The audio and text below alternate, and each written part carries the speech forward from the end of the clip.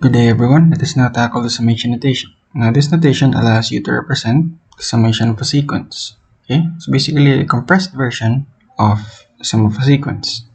Now it's formally defined as below.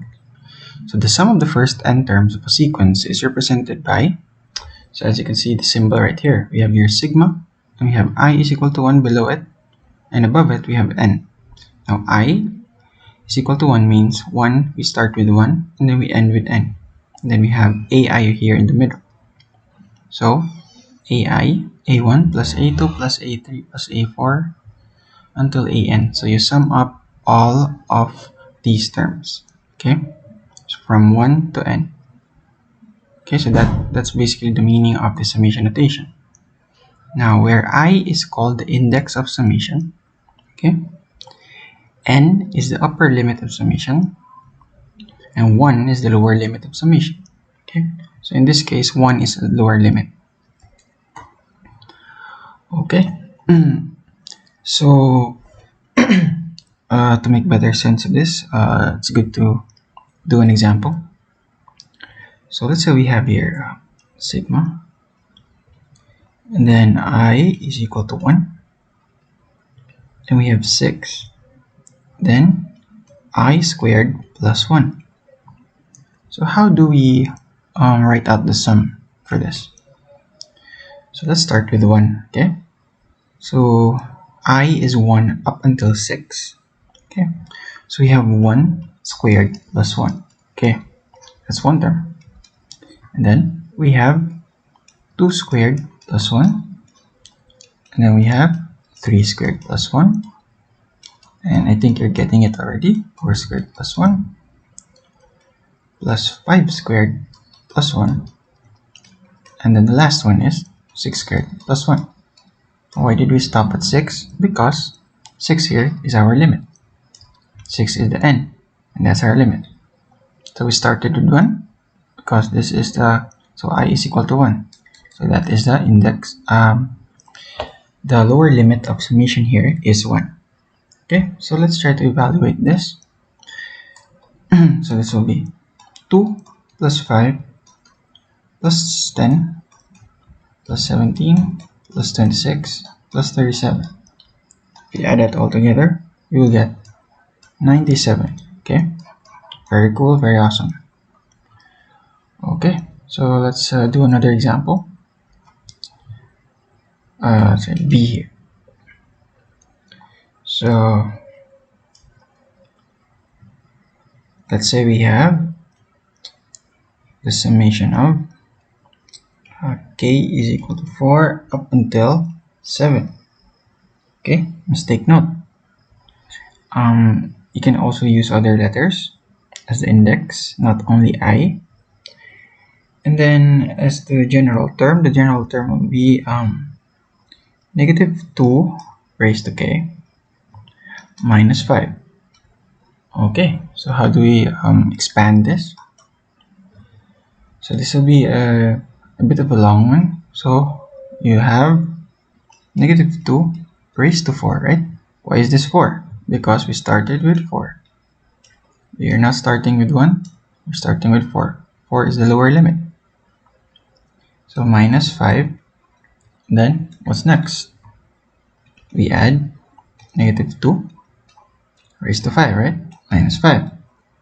Then plus negative 2 raised to 6 minus 5. And finally, negative 2 raised to 7 minus 5. Why we start at 7? Again, because we have right here 7 is the limit. 7 is our upper limit. Okay, so let's go. Let's try and evaluate this. Now I already actually did the calculation. If you evaluate it, it actually equals to negative 100. So you can do it as an exercise. So we won't do it here because it's just a matter of adding and subtracting some values. Okay, so let's proceed to letter C. Another example. Let's say we have here a very peculiar example. We have right here. So I is equal to 1. up to 5. N is our upper limit. And we have a constant here. We have a constant, we have no I, right? So how do we expand this? So the way to expand this is actually 3 plus 3 plus 3 plus 3 plus 3. So we add together 5 constants, which in this case is 3. Okay, so this is what it means. This is what this notation means. Okay, so if we add that together, that's basically 3 times 5. So this is actually 15. Okay, so that's it for some expansion examples. Let's do another thing. Let's do it the other way around.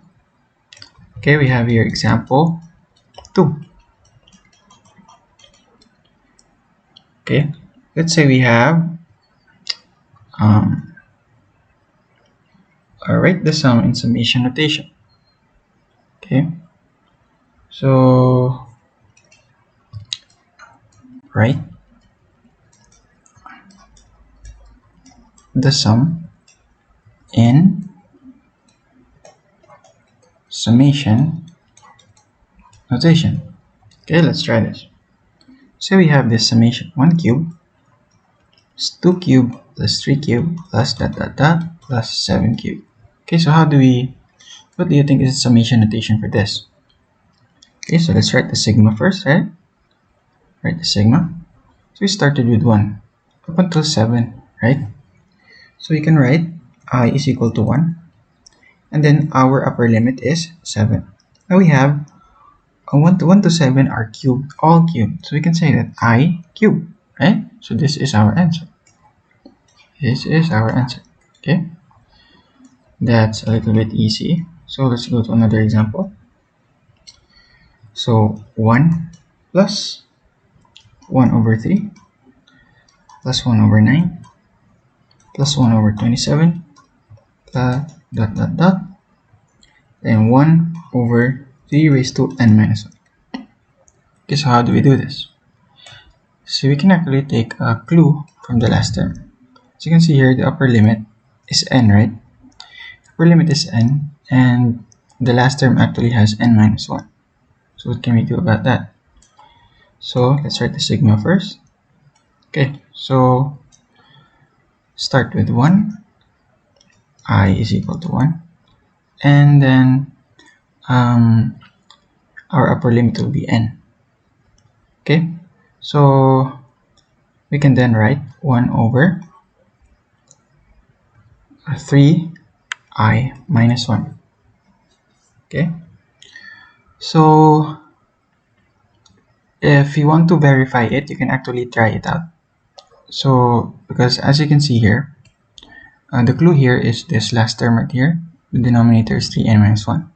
Okay, so you will get a hint from that in structuring this denominator.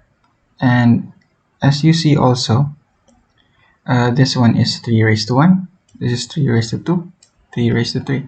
Okay, so that will give you an idea.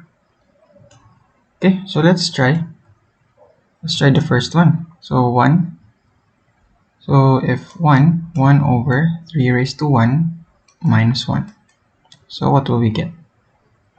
So 1 over 3 raised to 0, so that is actually 1 over 1, which is equal to 1, right? That is our first term right here, 1. So how about 2? So 1 over 3 raised to 2 minus 1, and then 1 all over 3 raised to 1, so that's 1 over 3. That's actually our second term right here. Their second term. So our summation notation is correct. Okay.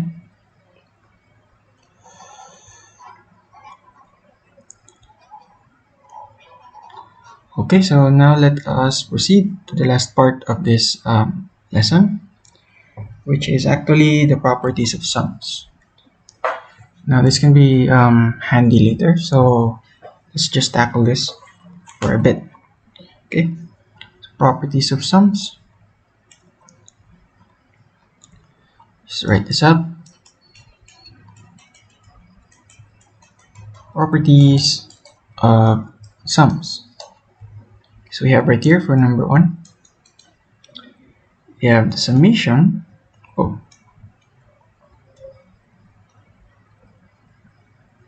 I is equal to 1, then n c ai. Okay, let's write that properly to avoid confusion. Ai, where c here is a constant. Okay, so it says here, this property actually says that this is equal to c. So it's like separating the constant. I is equal to 1 and ai. Okay, so this is the property right here. So what is an example of this? Let's say we have summation of I is equal to 1 or 3i squared. So if we expand this, just like we did before, we can write this out as 1 times 1 squared, right? 3 times 1 squared, and then 3 times 2 squared plus 3 times 3 squared, 3 times 4 squared. Okay, so this is actually equal to, it's like a factoring out 3, right? So we have here 3 times 1 squared plus 2 squared plus 3 squared plus 4 squared. Okay, so it's actually the same thing. So this part right here is this one right here. Okay, so that's a property. Let's proceed to the second one.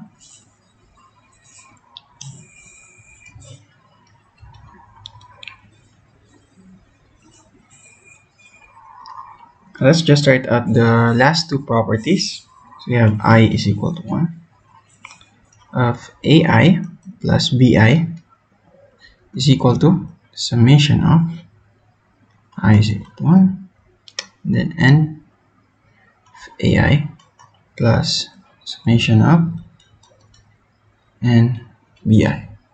Okay, so and the third one is, so actually we can just copy that same thing, because this is just the subtraction version. So let's just copy it to save some time. Okay, so it is just actually this one, subtract it and then subtract it here. So this is actually the third property. So let's do an example here. Let's say we have summation of I is equal to 1, therefore I plus I squared is equal to, so if we expand this normally, so what we can do here is 1 plus 1 squared, right, plus 2 plus 2 squared plus 3 plus 3 squared, and then 4 plus 4 squared, right? So using the associative property of addition, we can actually group it like 1 plus 2 plus 3 plus 4, right? Then you add it to 1 squared plus 2 squared plus 3 squared plus 4 squared. Okay, so this is actually the same. So the same, and this is what the property says, the property number 2. So this is equal to this. Okay, so now that we've tackled that, we are done with this lesson, and we'll see you in the next the last video for this lesson of the series. Okay, thank you for watching, and see you in the next video.